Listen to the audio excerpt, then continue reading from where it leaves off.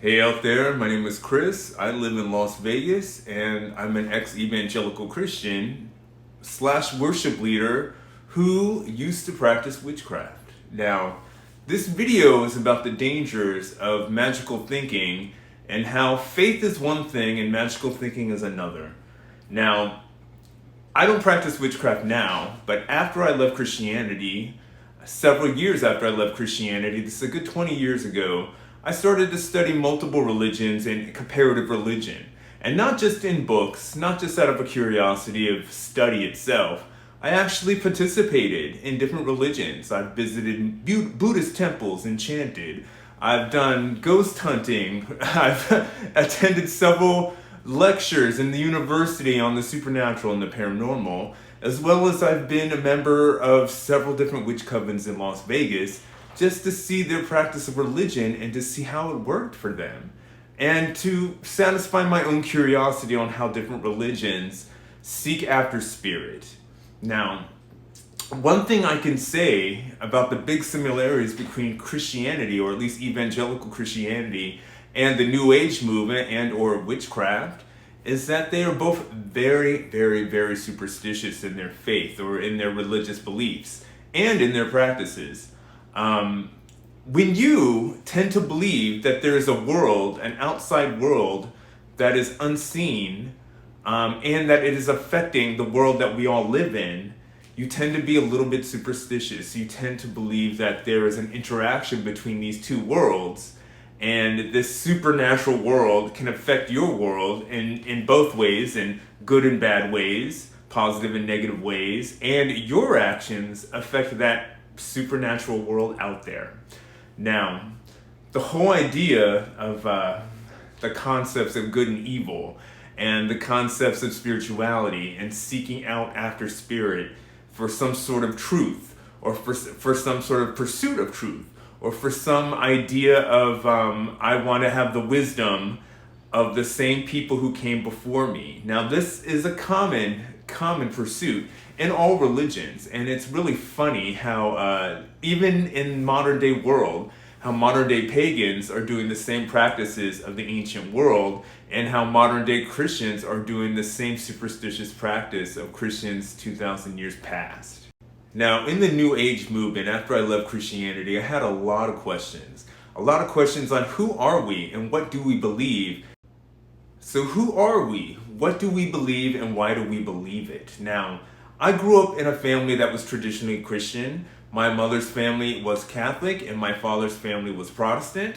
But they decided to raise the children with the introduction of religion when we were children. And when we became, adolescents, we were given the choice to whether we wanted to go to church or not, and most of us just stopped going. I did go back to church when I became a teenager because I became a born-again Christian. I'm not really sure my dad was happy about that, but it was part of the deal.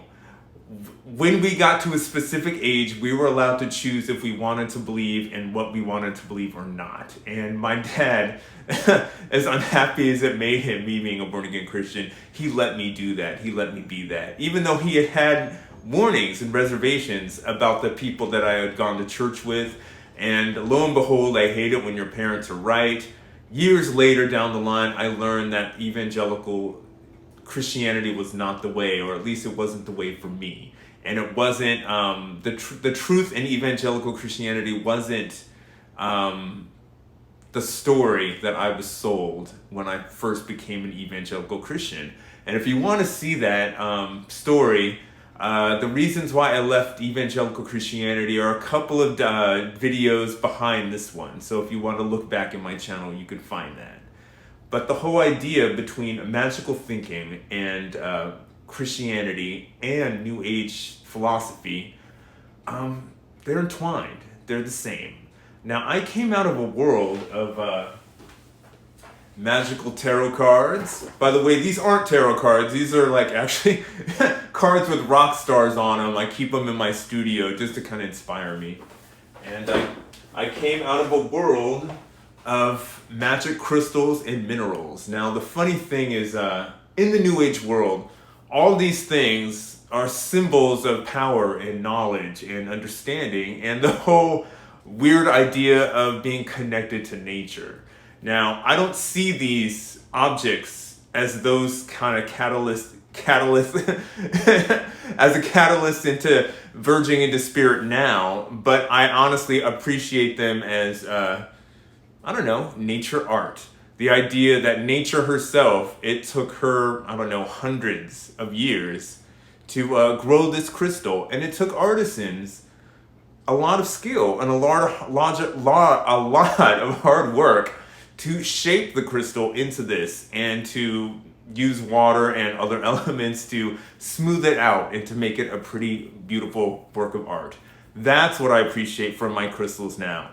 I appreciate my knowledge of geology, my knowledge of the earth sciences. That's what I appreciate as far as the New Age movement now.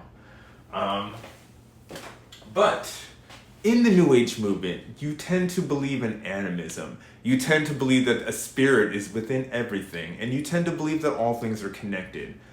All of these, on the top, sound very much benign, but when misfortune does hit you in life, and misfortune hits us all. If you've ever read the book of Job in the Bible, a lot of people like to believe it's about good and evil and heaven and hell, and there's a devil or an adversary out there working against us that can hurt our lives. That's really not the point of the book of Job. The book of Job, what it's trying to convey, or at least my understanding of the book of Job, and it's an orientation. It's a story of how things are the way they are. It's trying to explain the nature of the universe, or at least the nature of how it is to live on planet Earth. But my understanding of the book of Job is that misfortune, whether you're a good man or a bad man, happens to us all.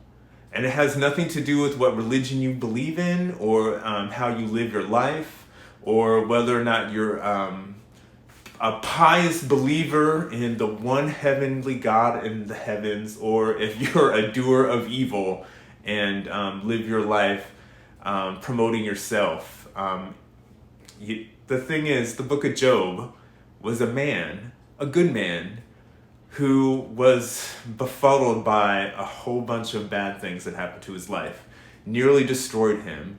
And at the end of his life, he was rewarded because he didn't lose his faith in the idea that there's something bigger than us. Now, that's a superstitious teaching came out of it. The whole idea that, good men are rewarded and bad men are punished. But that's not the point of the book. The point of the book is that all men face good and evil in life. Whether you're good or evil, they all will face misfortune. And that has nothing to do with them being good or evil. The funny thing about the magical thinking in the New Age world is that the same deal.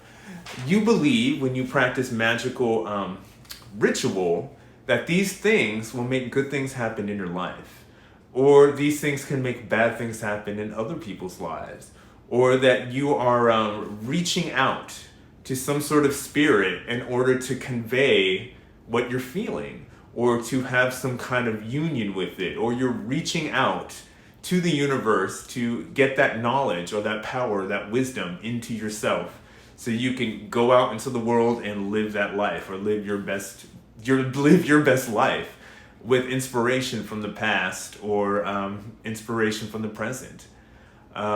This is the New Age world. And the New Age worldview has to do with obtaining knowledge, learning from the past. There's a big emphasis on science. There's a big emphasis on history and archaeology in the New Age world. And that's the big parts of the New Age world that I respect and that I look up to and that I admire. But at the same time, magical thinking. When you live in a superstitious world, you can believe that all the misfortunes that happen to you are because of evil, or the bad wills, or the negative will towards your life from opposing forces. Now, let's say I'm a practicing witch, and a whole manner of misfortunes are going on in my life, and I light my candles, and I burn my incense, and I chant over my crystals, and all these bad things are still happening. Now, could it be I'm just a victim of circumstance? Or could it be that I've made bad choices and that's why my finances or whatnot are going wrong in my life? Or what have you, whatever else is going on in that person's life?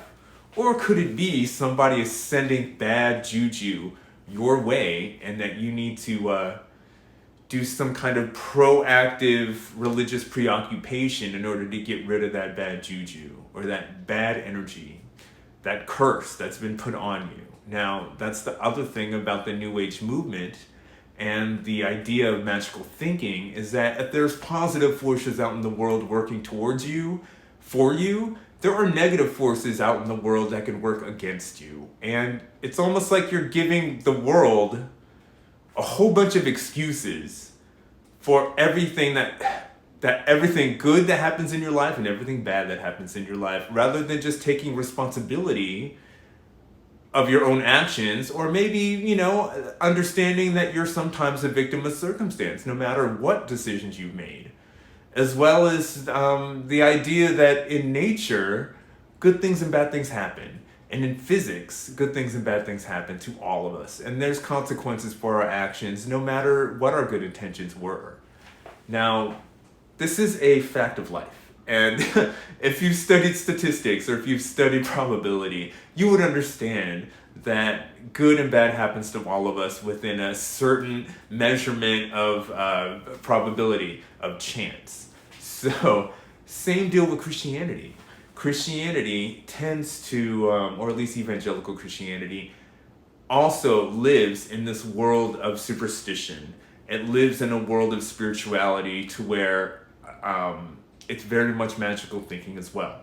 To where in Christian church, if somebody maybe has a problem with alcoholism, or somebody has a problem with doubting their own faith, that, it's nothing that they had done, it's temptations from the devil, or it's you're being controlled by a spirit of alcoholism, or you are being not demonized and not possessed. It's more like oppression. You're being oppressed by a demon that is tempting you.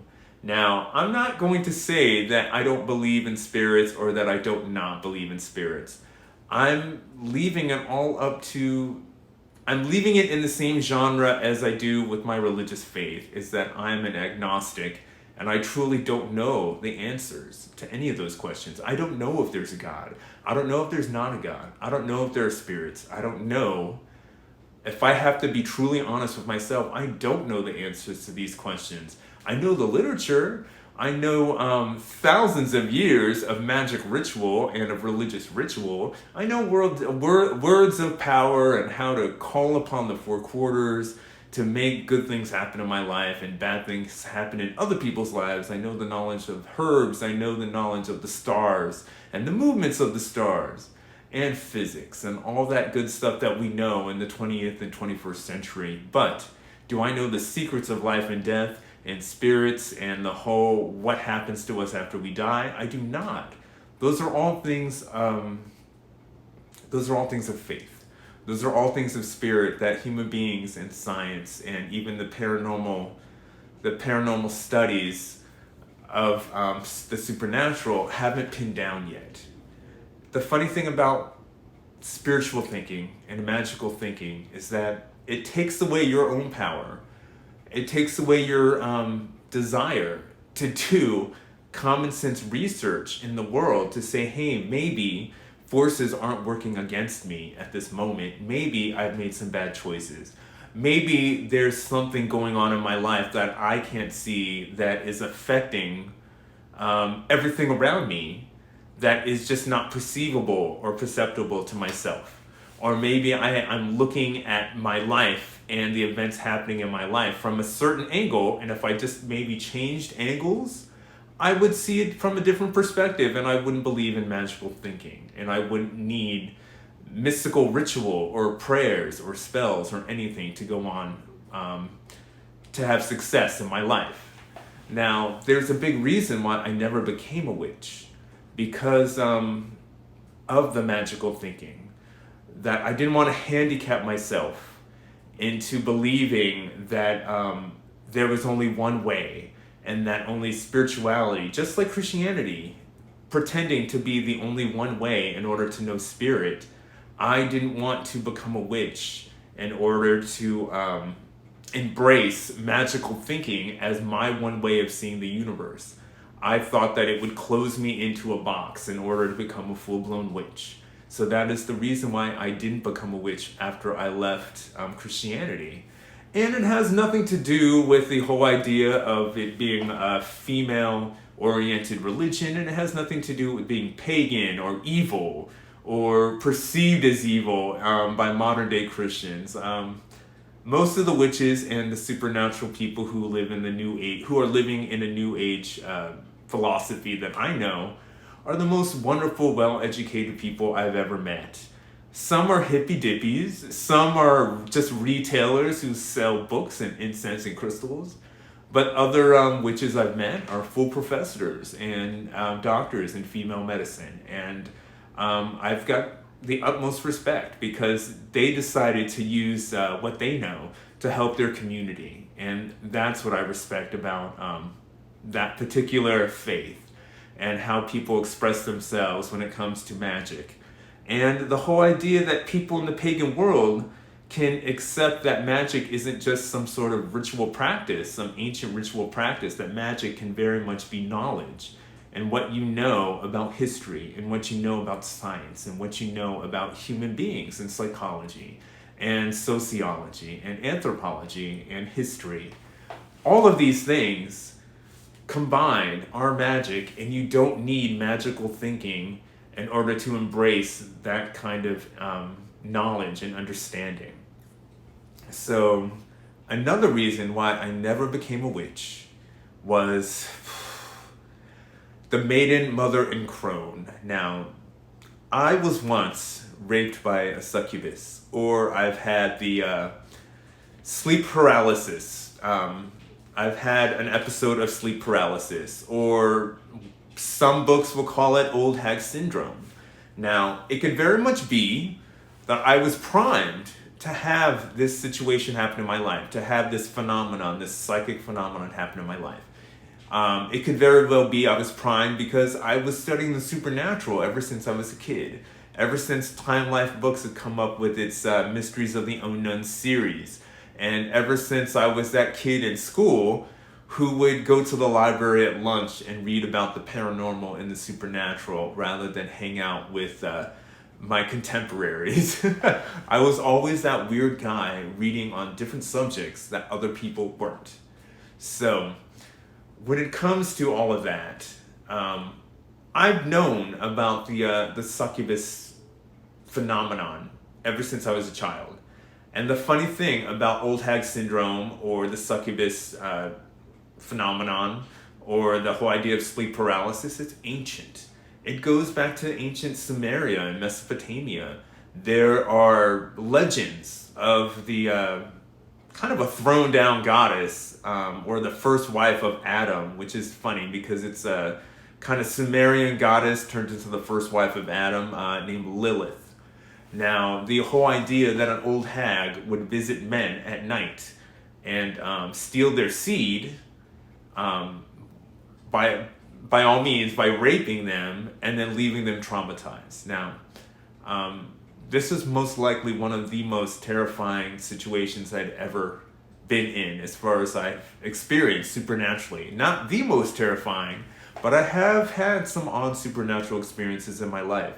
There are times where I felt that I had had ghost experiences. There were times where I felt that I'd had premonitions in dreams. There were times that I felt that I had had out-of-body experiences, both accidentally and both and very much in purpose. Like I used to practice the art when I was in the New Age world. I used to practice the art of astral projection.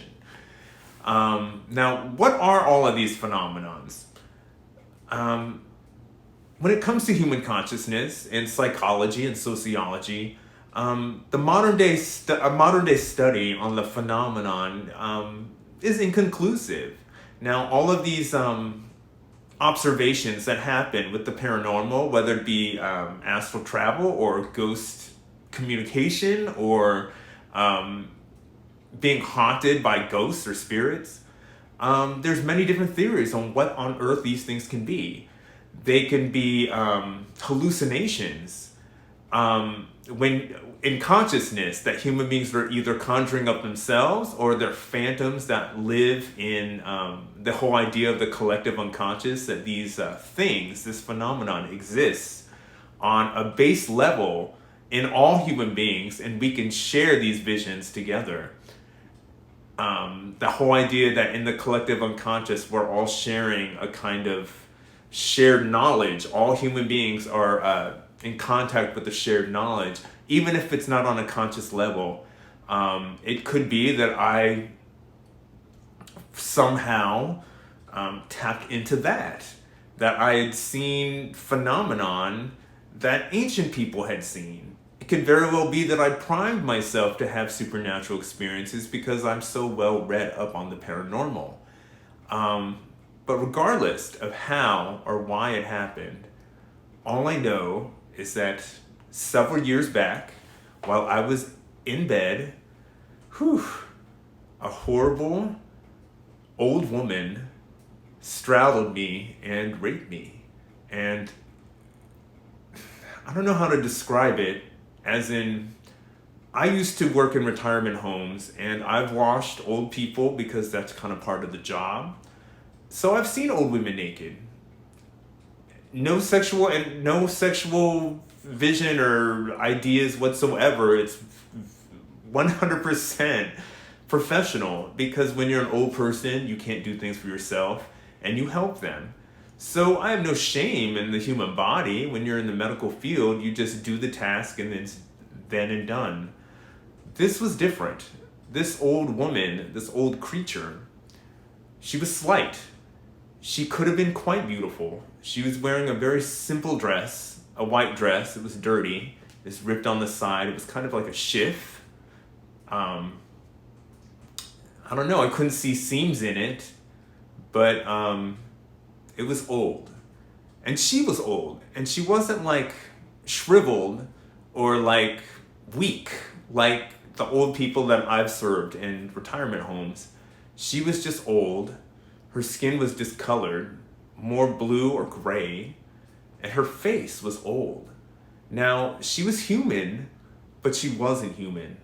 Her eyes, her face was twisted, but not like some twisted demonic face that you might have seen in a movie or a TV show. No, it was like she was filled with rage or hate or contempt for men or human beings. Everything. She didn't convey any words. There was no talking. I was pinned down on my bed. She had removed my lower garments and she had removed her dress and she straddled me. And while holding me down, she basically raped me. And the whole part of it is I couldn't stop looking into her eyes.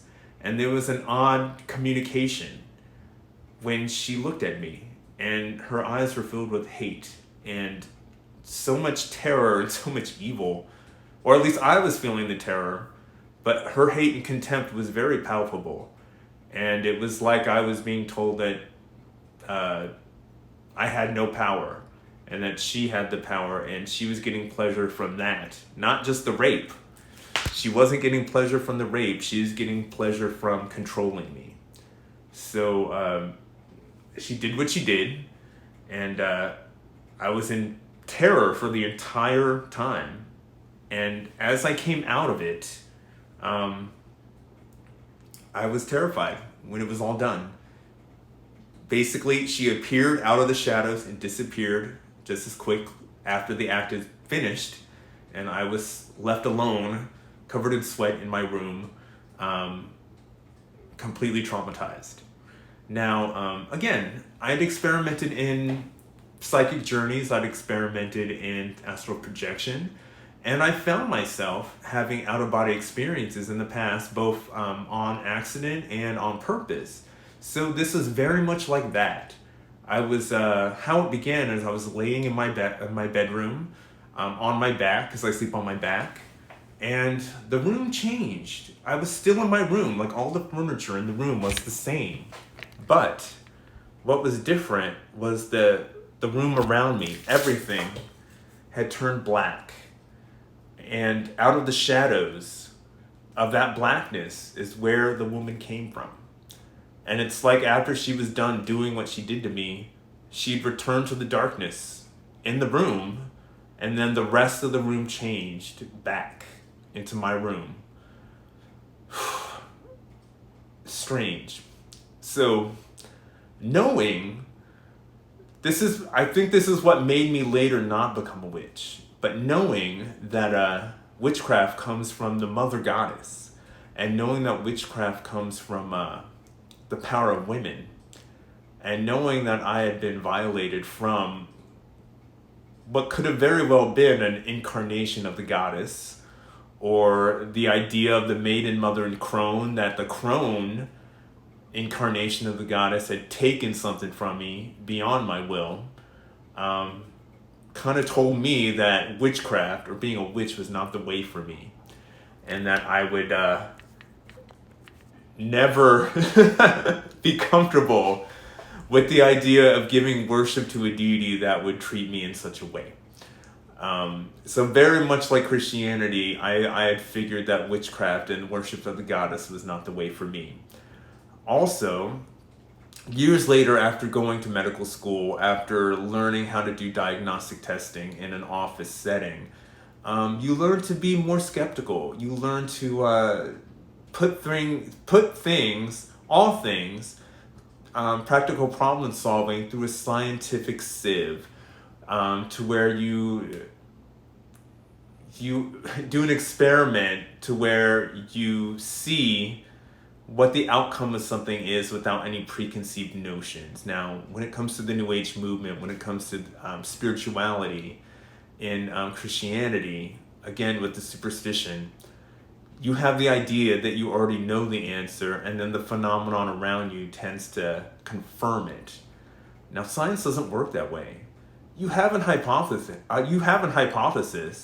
You have an idea of what may happen when you do an experiment, but at the end, you do the experiment and you write down basically what happened.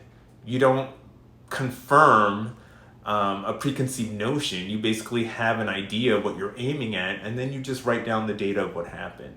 Now, what can I conclude from my experience as far as being raped by a succubus? Well, I know about consciousness. I know about different liminal states of consciousness.